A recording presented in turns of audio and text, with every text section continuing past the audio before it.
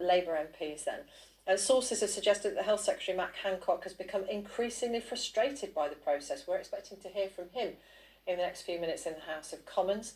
Both Andy Burnham and the Mayor of London, Sadiq Khan, who backed the capital's move into Tier 2 from midnight tomorrow, support the Labour leader Keir Starmer's proposal for an England-wide so-called circuit breaker, or a quick, short, sharp lockdown to try to curb the increase of infections. So, as we can see, no agreement yet, disagreement certainly between what might happen and what people want to happen in some quarters. So we'll keep an eye on that for you and bring you more details when they emerge.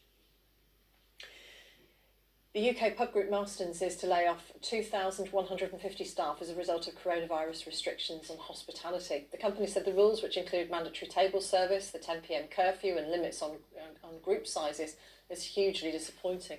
The group said pub workers currently on the furlough scheme will be affected. Many are, of course, hoping for an efficient vaccine to be developed so that we can all avoid getting the disease and the restrictive coronavirus measures imposed to control it.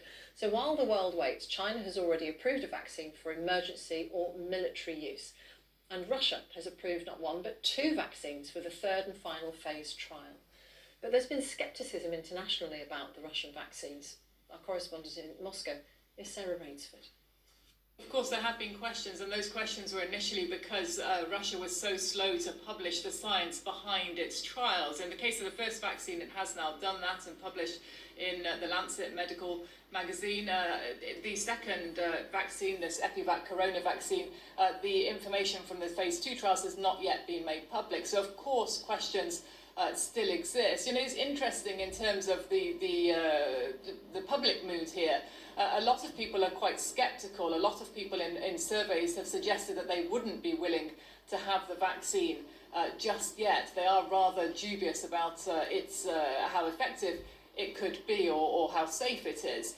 Interesting though, there's been a big push by officials here, many people saying publicly that they have had the vaccine, and of course most famously President Putin's own daughter, he announced had had the first Sputnik vaccine. So a big push from the official side. In the public generally though, some scepticism, and I think a lot of people just waiting to see what information comes out about those phase 3 trials of both the first and the second vaccine. And I should say there is a third one currently under research, and they're expecting to be able to register that towards the end of this year. Sarah Rainsford in Moscow.